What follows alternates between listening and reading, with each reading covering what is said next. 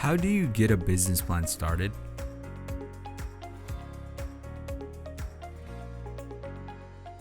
Well, usually when you start a business, you would start with a basic feasibility study, and you look at all of the main areas, the finance, the customers, the market, the SWOT analysis, and then you would start with a basic business plan like any bank would want, would be comprehensive. And then it's almost like a blueprint. You start with the main document, and then as you go through time, you use the document because it's like a basic tool. It's something that you use. It isn't one document that you make for the bank and then set it aside. Because if it is, it's just a lot of busy work, and it's not relevant, and it isn't going to help you. And it should be a vibrant, living document that you use all of the time.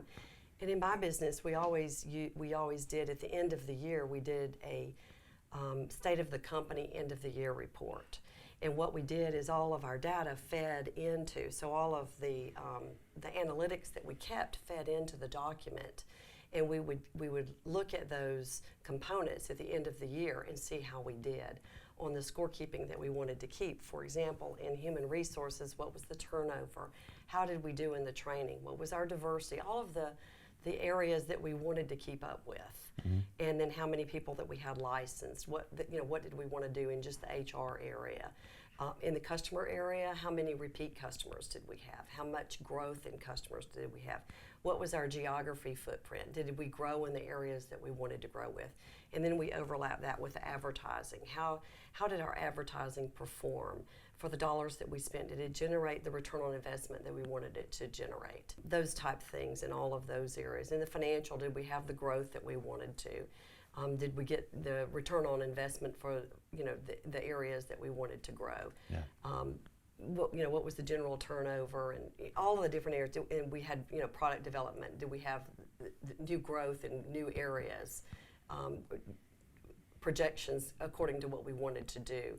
So, all of those areas, I would feed it back to that basic feasibility study every year. And so when you look at that, you start seeing trends after 4 or 5 years. And so it's really fun because you sit back and you say, wow, I'm doing so great in so many areas, and I'm not in other areas. So if you use those, if you keep analytics into the areas, you can start focusing on the areas that you want to. And you can be intentional with your business, and you start being much more fruitful with your time. Right. And you can direct your energies to get the results that you want. So I think what some of our viewers would like to know is, you're talking about a plumbing company, correct? Right. Well, and it can apply to really But that was your company. Right. And so we have a lot of contractors that watch the show, and so for people that think that this is Fortune 500 lingo, it's not. It's a plumbing company. It's a contractor. A small company. Yeah. I mean, it's for anyone. Anyone can use these tools and be successful and help them be more successful. Something you brought up, I just want to make sure everybody knows, is SWOT analysis, yes, which is taking your strengths, weaknesses, oppositions, and threats. That's what that means. And Google it. You can find plenty of templates and how to do that. But I think that's an important tool as well, yes, to know who your competition is. And you can do it on yourself too. I mean, you can do it whether you're one person. I do that now with realty. So I'll look at that, and I'll look at my time that I spend, personally with organizations, because I'm sort of starting over as a one-person business, and what I want to do with the time and how I'm going to reach people and connect. And so it's the same thing. It doesn't matter if you have 70 employees or 700 or just one. Right.